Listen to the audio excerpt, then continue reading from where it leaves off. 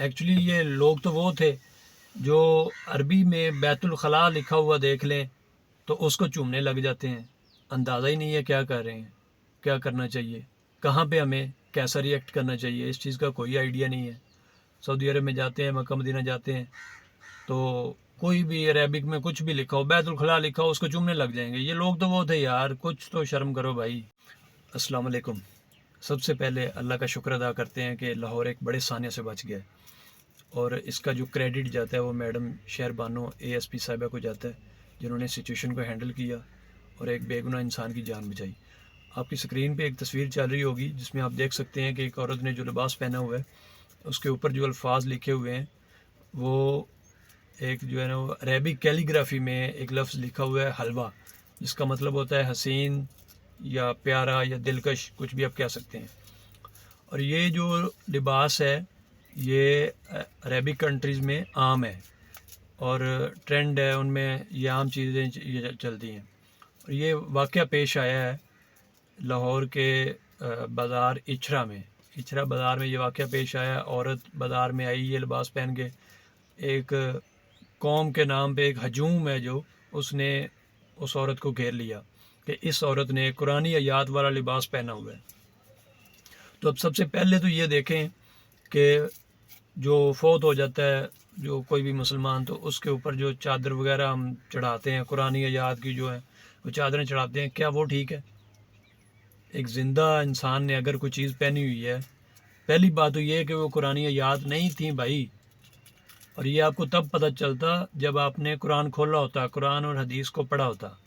قرآن اور حدیث کو پڑھنے کا فائدہ یہ ہوتا آپ کو, اگر آپ نے پڑھا ہوتا, سب سے پہلے تو آپ کو عربک کی پہچان ہوتی کہ عربک کس طرح لکھی جاتی ہے اور کون سے الفاظ عربک کے ہیں کون سے نہیں ہیں, ٹھیک ہے. دوسرا, اگر آپ نے قرآن پاک کو سمجھا ہوتا تو آپ کو فائدہ یہ ہوتا کہ آپ کو پتہ ہوتا کہ انسانیت کی جان کتنی قیمتی ہے, ایک بے گناہ انسان کی جان کتنی قیمتی ہے, یا تہمت کا کیا آپ کہہ سکتے ہیں کہ گناہ کیا ہے, ٹھیک ہے, یہ چیزیں.